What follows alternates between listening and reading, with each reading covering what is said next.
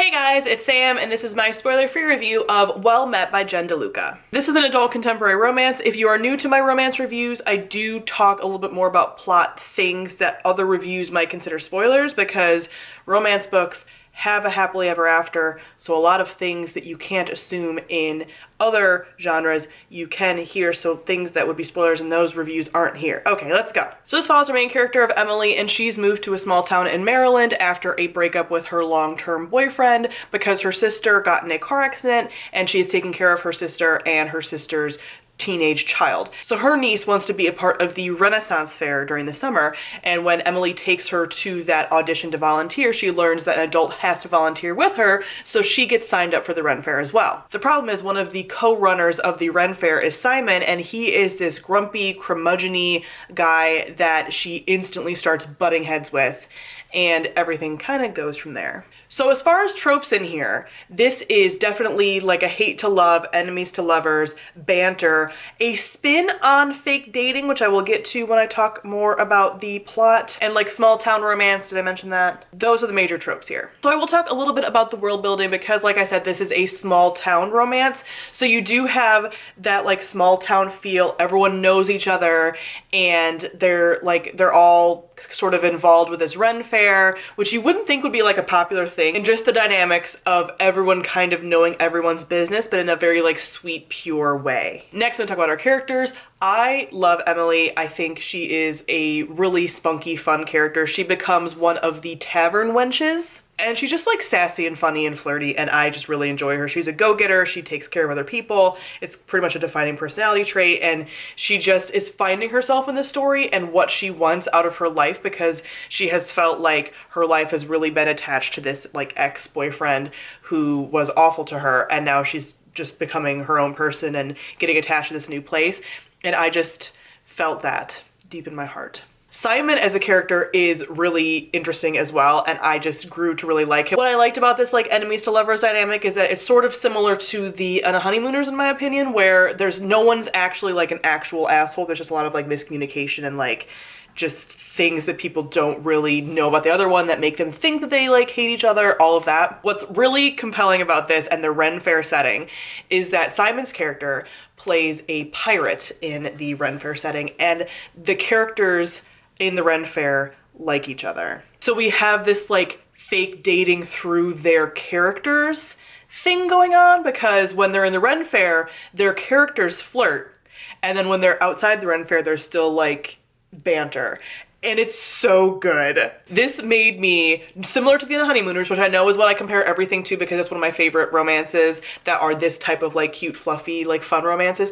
It's one of my all-time favorites, so it's always like in comparison to the Honeymooners. But this made me feel the same way. I would like kick my feet and squeal and just be like, ooh, and just like feel, you know, you guys know I'm clutching my pearls. I would just feel it, you know, in my chest and just be like, I love them. I also want to mention, because I mentioned it in other romance reviews, as I've read more romance, I get more comfortable with sex scenes. But having said that, I'm still not like a huge fan of sex scenes, and I think a lot of them are incredibly poorly written. The sex scene in this book was chef's kiss. I can't even explain fully how well it worked for what the characters were going through, for the just connection that the characters were having. It was explicit, but not in a graphic, gross way, because I don't like certain uses of words for like genitalia, and just like, I knew what was going on just enough. It wasn't like super explicit, like porny, because sometimes I feel like with some romance books that I've read, when it gets to the sex scenes, it's like a totally different author is writing that sex scene, where this felt like it was the same author and the same prose and writing style in that sex scene. It was so good. I actually talked about it on Goodreads because my mind was like blown. I was like, this is the best sex scene that I've ever read, because it's not like, now we're gonna turn on our porn voice to write this. As far as the plot, I will say like the last little bit of it, I didn't quite like as much, because there is some like miscommunication stuff that's happening. I feel like the characters' like personalities change like pretty quickly on a dime, just for like a conflict purpose, which I didn't really like. And there's just like, it moves a little bit too quickly as far as like the characters' like feelings, when it was so slow burn for the majority of the story. And then at the very end, it's like, we have to have this conflict, which you always do. Like at the end of a romance book, there's always this like thing that might keep them apart, right? So I get that they had to do that, but I just didn't feel like that was as well done with the miscommunication.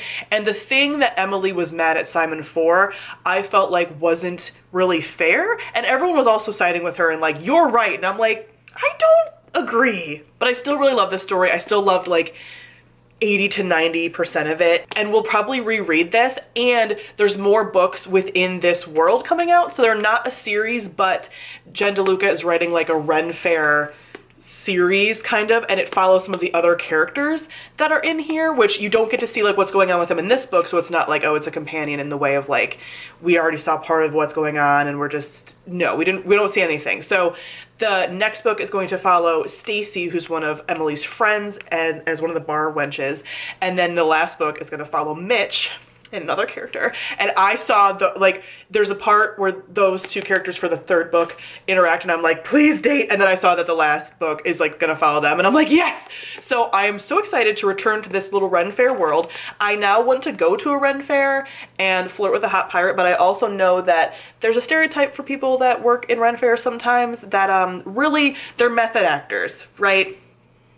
So just take the implications there with what you will, as far as like just the smells that pop up at a Ren Fair, you know what I'm saying?